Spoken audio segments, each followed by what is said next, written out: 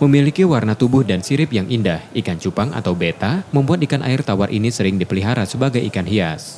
Di Sumatera Selatan, penggemar ikan cupang semakin banyak, yang terlihat di gelaran latihan bersama komunitas ikan cupang Palembang di Gramedia World Palembang.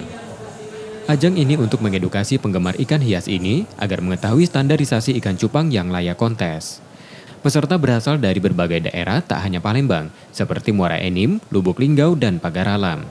370 ekor ikan yang ikut kontes ini dari berbagai jenis cupang, mulai plakat, half moon, crown tail, dan giant. Pada ikan cupang, penilaian terletak pada warna, kerapihan bentuk sirip, dan mental ikan. Tak seperti ikan hias lain, memelihara cupang sangat mudah karena tidak membutuhkan akuarium besar, oksigen tambahan, atau filter.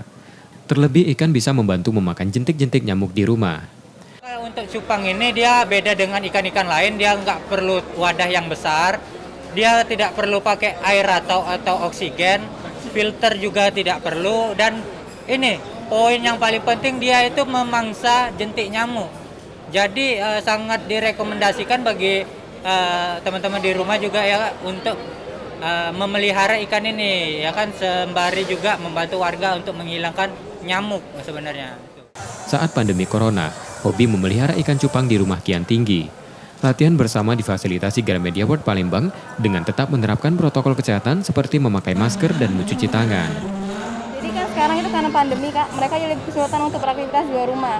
Jadi banyak orang yang tertarik itu untuk melihara ikan cupang. Jadi Gramedia memfasilitasi tempat untuk komunitas ikan cupang itu mengadakan event di sini Kak. Memiliki kemampuan memakan jentik nyamuk, menjadikan ikan cupang menarik untuk dipelihara di rumah, terlebih saat masuk musim hujan, yang rawan penyakit demam berdarah. Warna dan bentuknya yang menarik, ikan cupang dipercaya bisa menghilangkan kejenuhan. Rizky Nurmizan, Kompas TV, Palembang.